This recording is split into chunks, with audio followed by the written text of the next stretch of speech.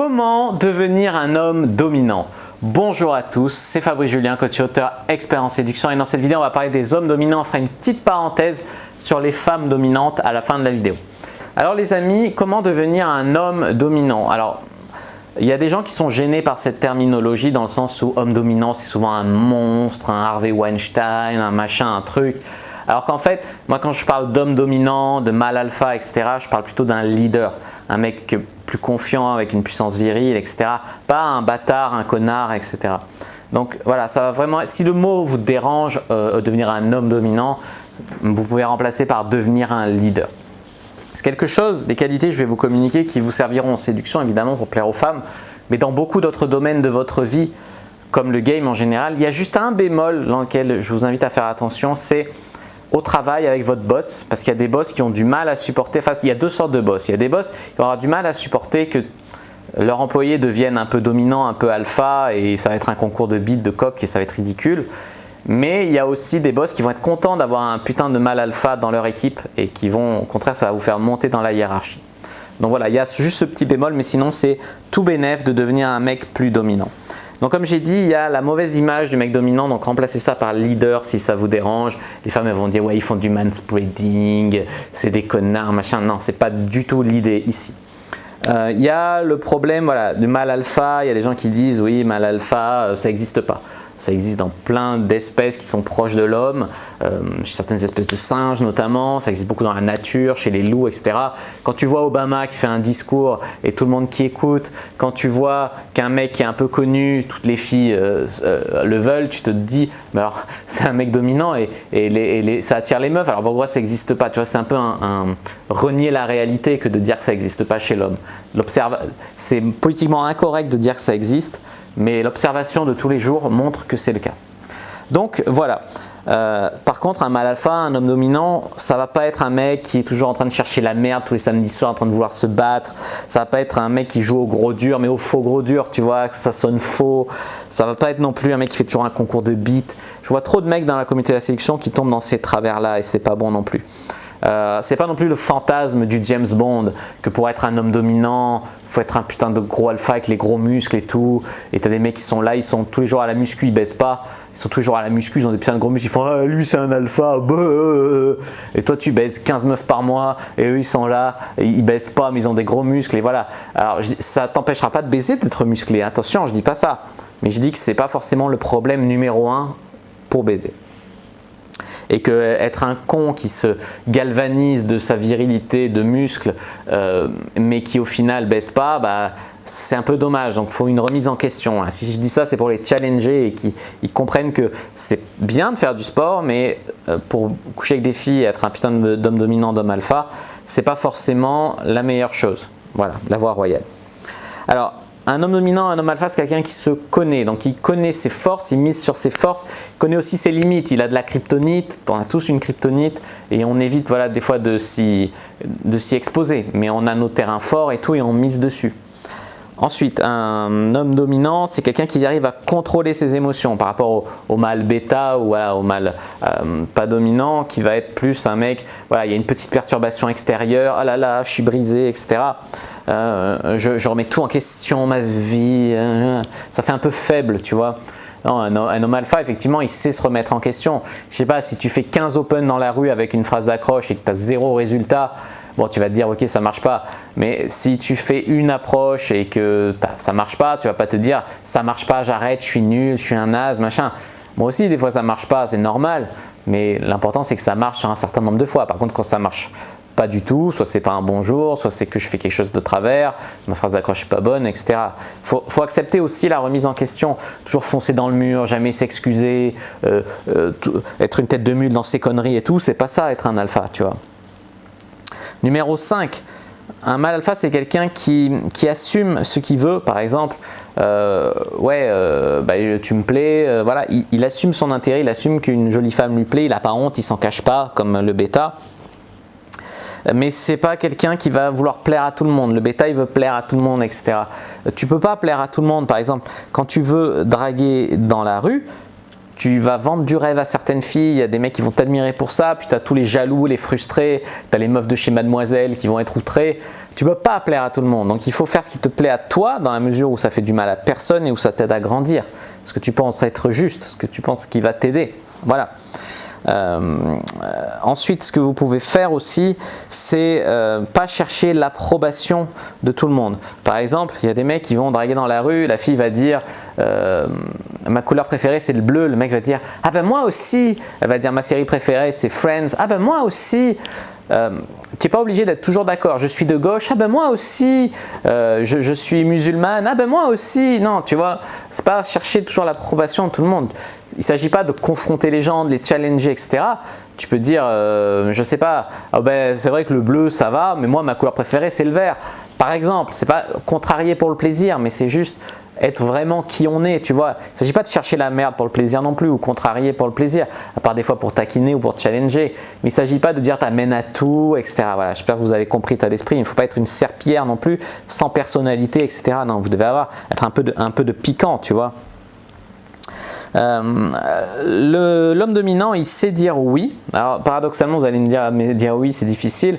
Moi, quand j'étais un gros bêta, il y a une fille qui était dans ma promo, elle vient me voir et dans le couloir, elle me dit allez Fab, embrasse-moi. Ça devait être un jeu où elle avait envie que je l'embrasse, on était tous dans le couloir. C'est vrai qu'on jouait, mais je jouais toujours le mec hard to get. J'avais que ça comme technique de séduction à l'époque. Et là, tu sais, je joue le mec, je fais non. Et j'attendais qu'elle me repropose plus tard. Après, j'ai regretté toute ma vie parce qu'elle m'a jamais reproposé de la re-embrasser, tu vois. Et j'ai été complètement con. J'ai pas su dire oui alors que je voulais, mais j'ai pris l'excuse, moi je vais jouer le mec hard to get, etc. Donc tu vois, des fois, même dire oui, c'est difficile. Donc apprendre à dire oui, apprendre à dire non aussi. Il ne s'agit pas de dire non pour le principe, mais dire non quand tu sais pas se faire forcer la main. À la limite, tu dis je reviens vers toi plus tard. Mais voilà, pas se faire forcer la main, pas faire des choses qui t'apporteront rien, que tu sais que ça va être pénible, etc. Après, des fois, dire non, c'est une excuse. Genre, tu es stressé de faire un voyage à l'autre bout du monde, tu vas dire non, alors qu'en fait, ça te ferait grandir, mais que c'est la peur qui te fait dire non. C'est une opportunité, là, forcément réfléchie. Mais il y a des choses, voilà, tu sais, dans ton esprit, c'est clair et net que c'est non. Voilà. Ensuite, l'homme alpha, il sait exprimer ses désirs. Il y a beaucoup de mecs ils ont honte d'être des hommes, ils ont honte de vouloir draguer des femmes, de vouloir plaire aux femmes, d'apprendre la séduction, de vouloir coucher avec des filles. Ils ont honte qu'une fille leur plaise. Non, moi je suis pas amoureux. Tu vois, c'est un peu cette mentalité de bac à sable.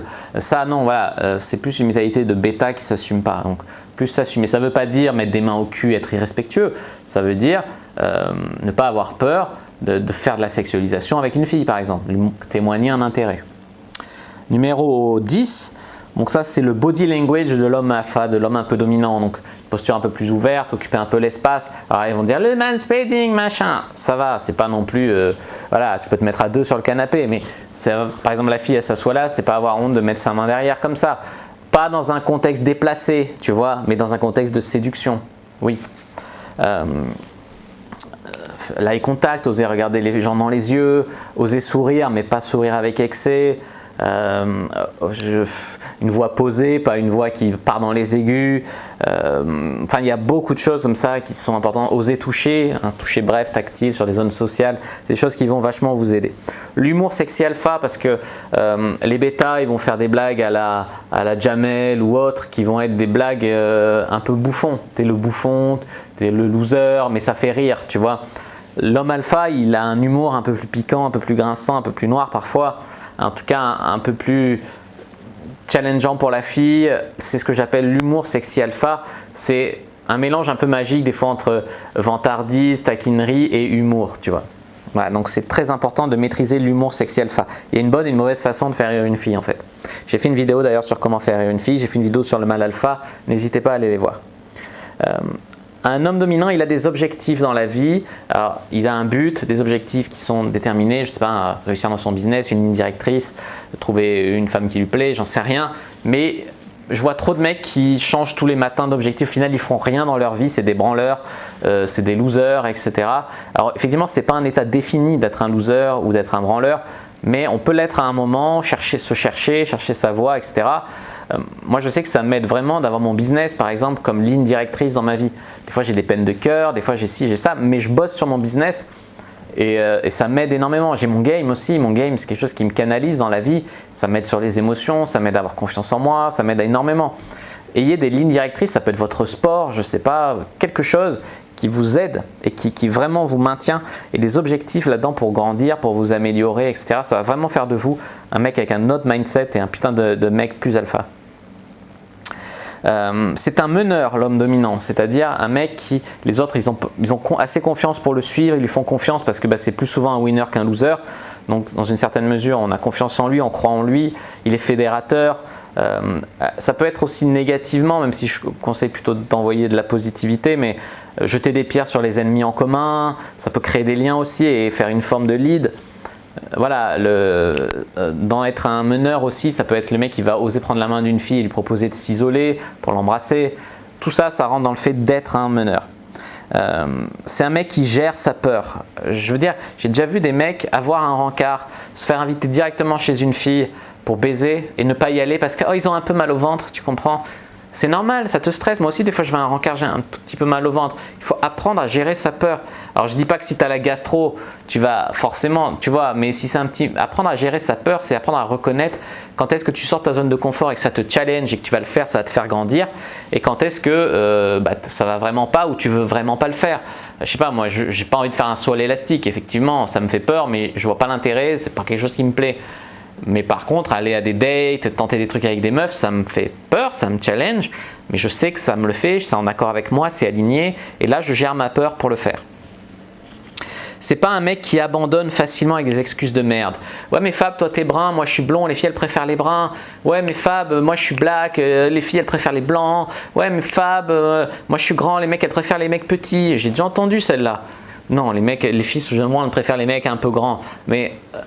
les mecs s'inventent des putains d'excuses pour pas persévérer, pour abandonner, parce que c'est hyper difficile. Il y a des gens, ils disent ouais abandonner les losers, ça fera des places de plus pour nous. Un mec qui est petit, qui est blond et tout, même si être blond c'est bien en fait, mais bon, si les mecs qui sont plus grands, plus musclés et tout, ils prennent des excuses et ils y vont pas, ça laisse une place pour les autres. Donc laissez pas votre place les amis, inventez pas des excuses, démerdez-vous pour avoir un bon game et y aller. Et des fois les filles vont vous tester en mode tu dis ça à toutes les filles et tout. Je vois des mecs qui s'énervent, ouais, c'est bon. Non, là passez les shit, acceptez, c'est les règles du jeu. Donc acceptez de passer les shit tests, les beat shields, etc. Vous vous y attendez, je vous forme tout le temps là-dessus. Donc c'est pas la peine de s'énerver. Je sais que c'est, tu l'entends 30, 100, il y a des shit tests, je les ai entendus 300 fois dans ma carrière, 1000 fois même. Mais c'est pas grave, hein, ça fait partie du jeu, faut pas s'énerver comme ça. Et des fois pas persévérer.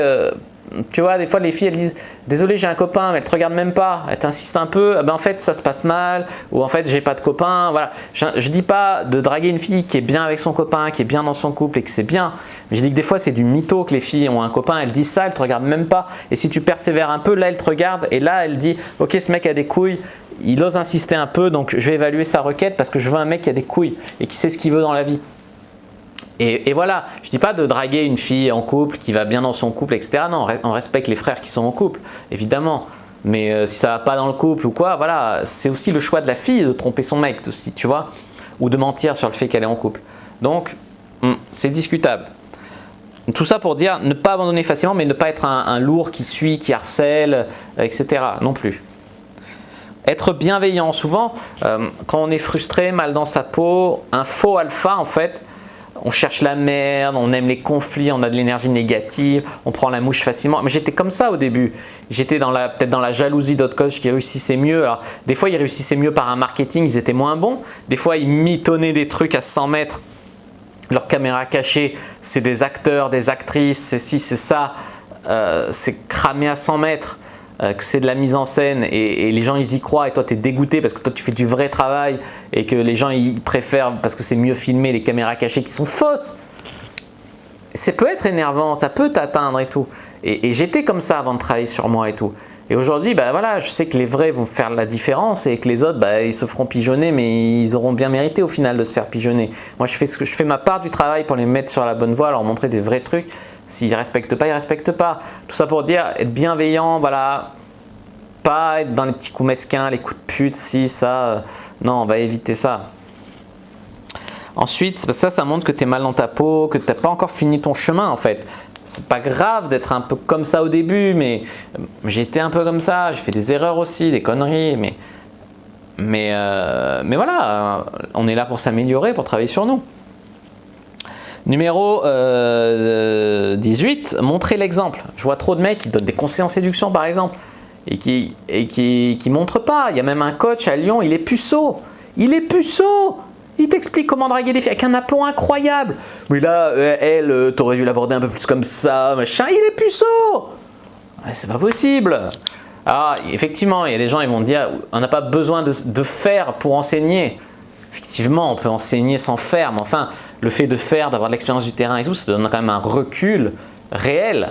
Tu fais pas que répéter ce que tu as lu dans les e-books ou vu dans des vidéos, quoi. Donc moi, ça me parle plus quelqu'un qui prouve, qui montre, tu vois. Enfin, bon. Et ensuite, parlons de l'homme dominant dans le couple. Point numéro 19. Je ne dis pas qu'il faut dominer sa femme, l'humilier, etc. Mais par contre, voilà, une petite fessée dans la chambre à coucher. Il y a des femmes qui aiment être dominées au lit, il y a aussi des hommes qui aiment être dominés au lit. Mais la dominance dans le couple, moi je dirais c'est plus dans la chambre à coucher. Après, moi je suis pour l'égalité dans le couple, le respect de la femme, etc. Mais c'est vrai que quand tu es dans la chambre à coucher, il y a des femmes, c'est les respecter de leur mettre cher. Elles attendent ça de toi.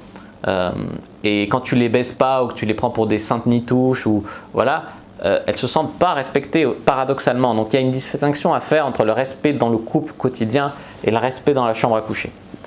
Et dernier point, c'est les femmes qui veulent être des femmes dominantes. C'est un peu la mode actuellement. Je veux être une femme forte, virile, je suis un bonhomme, j'envoie chier les mecs, je suis indépendante, je suis forte, machin. Et ces meufs se plaignent de ne pas trouver des mecs de qualité, des mecs alpha. Machin. Effectivement, elles vont finir avec les serpillères, les mecs qui s'écrasent, etc. Ou alors, elles ne seront pas heureuses. Ça va être des couples à conflit avec un mec un peu viril, mais ça va être deux énergies viriles qui vont se taper dessus. Donc le conseil que je pourrais donner à ces femmes-là, qui sont hyper masculines et qui veulent jouer sur leur dominance et tout, c'est que tu peux être une femme épanouie, réussir ta vie, être heureuse, travailler sur toi, oui, mais pas miser sur l'énergie masculine, à part si tu es lesbienne évidemment, pourquoi pas, mais si tu es hétéro et que tu veux un mec hétéro et alpha viril, misez plus sur ton énergie féminine. Il y a des femmes très dominantes, enfin plutôt très sexy, qui sont hyper féminines, mais qui réussissent bien leur vie. Voilà, et les femmes croient trop qu'il faut jouer au bonhomme, il faut être un mec, etc. Pour moi, c'est la mauvaise piste. Il y a des femmes, il y en a même une, elle m'a dit « je veux être une pick-up artiste ». Mais qu'est-ce que tu veux être une pick-up artiste? En France, n'importe quelle fille va dans la rue, aborde 3 mecs, elle prend un numéro, elle baise. Ça n'a aucun défi d'être une pick-up artiste. Enfin, franchement, tu veux mesurer ça comment? N'importe quelle fille, juste parce qu'elle a une chatte, la plupart des mecs sont des morts de faim. C'est pas possible. Donc voilà, plus miser sur l'énergie féminine, travailler ta féminité, etc. C'est plus un conseil que je donnerais plutôt que de vouloir jouer à être une femme dominante, etc. Voilà. Voilà ce que je voulais vous dire les amis sur l'homme dominant. J'espère que cette vidéo vous a plu. Si c'est le cas, n'hésitez pas à mettre un like sous la vidéo, à commenter si vous avez des questions, je répondrai avec grand plaisir. À vous abonner à la chaîne, activer la cloche pour ne pas rater les prochaines vidéos, à me suivre sur les réseaux sociaux, Instagram, Twitter, Facebook, etc. Rejoindre le groupe privé de la communauté Cyprine, télécharger gratuitement les commentaires. Moi je vous dis à bientôt et que le dieu de la séduction soit avec vous.